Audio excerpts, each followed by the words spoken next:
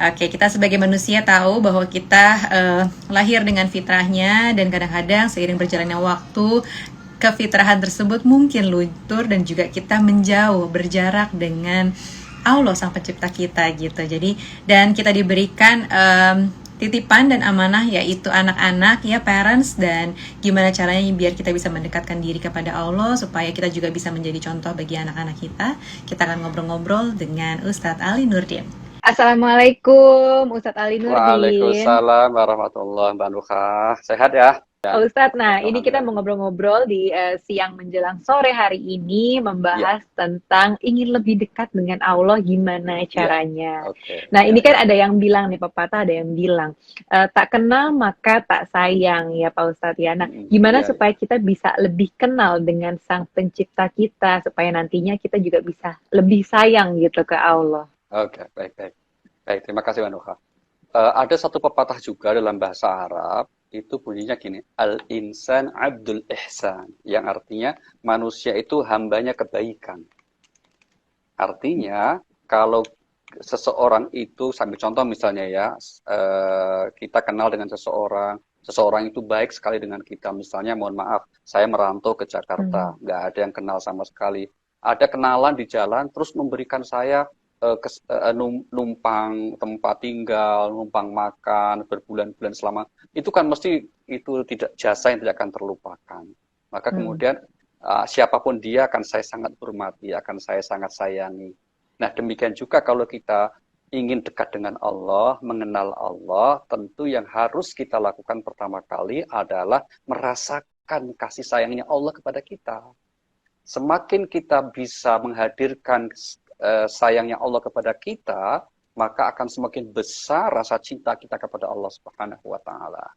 Demikian juga dalam hubungan misalnya keluarga ya, seorang Hmm. anak begitu dapat merasakan betapa besar pengorbanan orang tua kepadanya, maka si anak pasti meskipun nggak usah disuruh ini akan secara fitrah naluriah terdorong untuk berbakti kepada orang tua.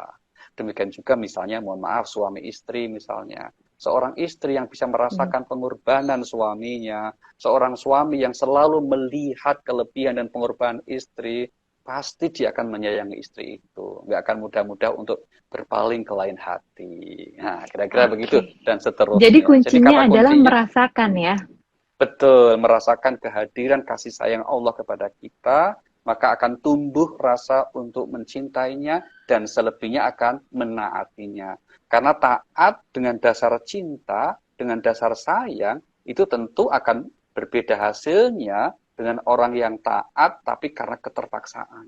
Misalnya lagi merasa di bawah banget gitu ya dalam Hmm. hal apapun, dalam bentuk perasaan secara materi walaupun non materi juga merasa di Hmm. bawah, justru merasa bahwa ini Allah, aku nggak merasakan adanya Allah nih, Allah nih mau ngapain sih kok aku dikasih susah Hmm. banget misalnya gitu ketika kehidupan kita lagi mentok banget. Nah kalau seperti itu Iya. gimana Pak Ustadz? Nah, baik, terima kasih. Kata kuncinya gini, Mbak Nukaya. Kata kuncinya adalah coba ketika di saat seperti itu, coba kita melihat orang-orang yang lebih lagi di bawah kita. Nah, itu Hmm. poinnya. Maka misalnya kita sedang punya masalah nih. Tapi masalah kita apa sih? Persoalan katakanlah persoalan hubungan sosial atau mungkin masalah ekonomi. Maka cobalah sedikit berendah hati untuk melihat orang-orang lain yang berada di bawah kita. Satu. Maka diam-diam kita akan Masya Allah syukur. Saya kasih contoh ilustrasi begini, Mbak. Suatu saat ada seorang yang habis sholat di masjid nih ya. Begitu mau pulang, sepatu barunya itu hilang. Sepatu baru terus dia marah, ya Tuhan, apa susahnya sih engkau jaga sepatuku? Aku kan tinggal sholat, kenapa kok dibiarkan engkau curi gitu? Apa susahnya sih gitu? Orang itu protes gitu loh. Protes mengadu sama Tuhan. Nggak lama setelah itu datang, Mbak, ada seorang mau sholat, masuk ke masjid. Dia cuma punya satu kaki. Dia sambil merangkak datang sholat gitu. Maka seorang tadi kemudian langsung bersyukur, ya Allah, aku hilang sepatu saja kok sampai marah. Prasangka buruk sama Tuhan. Lah itu saudara kita, hilang kaki ternyata masih bisa sabar, masih bisa berbuat baik.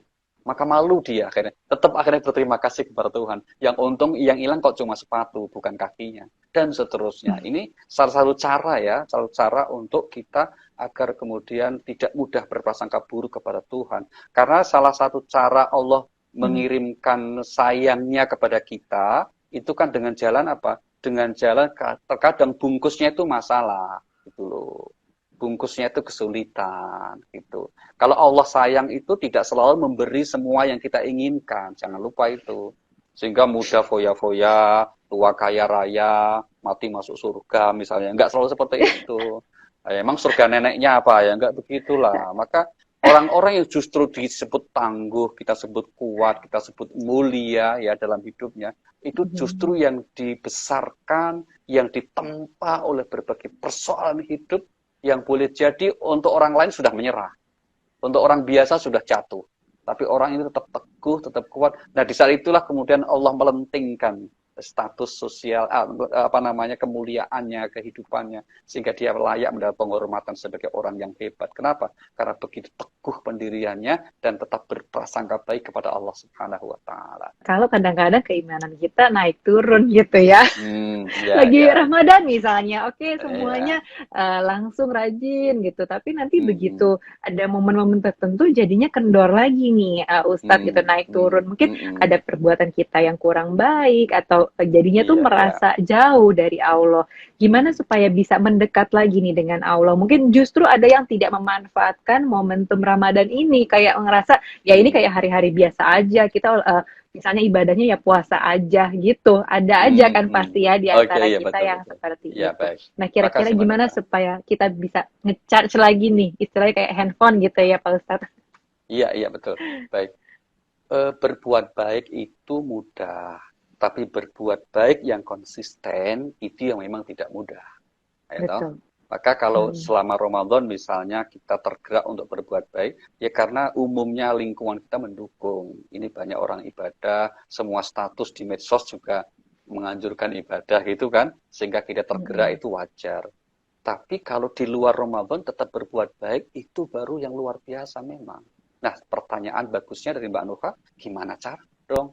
Supaya kemudian paling tidak di luar Ramadan itu iman tuh tadi tidak langsung nyungsep lah gitu ya, tapi tetap stabil. Syukur-syukur kemudian saatnya turun tidak seberapa gitu. Nah, ada 3 kuncinya ya. Yang pertama tentu harus ada ikhtiar, usaha untuk berkonsisten itu. Karena Allah bilang begini di Al-Quran, walladzina jahadu fina lanahdiyannahum subulana. Yang ingin bersungguh-sungguh, ingin berbuat kebaikan, pasti ku beri petunjuk. Jadi ada tekad, ada nawaitu, ada niat dulu gitu. Karena sebaik apapun resep yang kita tawarkan, kalau yang bersangkutan nggak ada niatnya ya nggak berguna toh Mbak. Ya toh. Sambil contoh gini, kalau kita ingin jadi juru masak, tapi hanya membaca buku resep, nggak pernah praktek, kan nggak bisa juga. Benar. Ya kan? Kita baca buku resep, wah ini makanan enak, bagus banget, tapi nggak pernah praktek gitu loh. Nggak pernah usaha untuk mempraktekkan resep itu, bisa nggak jadi juru masak? Ya nggak bisa. Demikian juga kalau kita ingin istiqomah konsisten, maka harus ada niat dulu, tekad yang kuat dari diri kita. Ini satu ya. Yang kedua, harus kemudian berusaha nih membaca buku, mengikuti program-program atau bergaul dengan komunitas yang bisa membantu kita untuk tetap konsisten. Ya. Kalau ingin jadi orang tua yang baik, bergaullah terus kemudian pantengin tuh Parentalk misalnya, kira-kira begitu ya. Itu contohnya. Terus kemudian bergabung dengan kelompok-kelompok yang lain yang membantu kita untuk bisa istiqomah. Itu.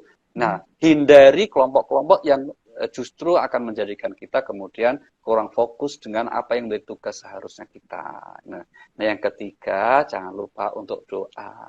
Mohon selalu kepada Tuhan. Akan kiranya diberikan sifat kebaikan yang konsisten.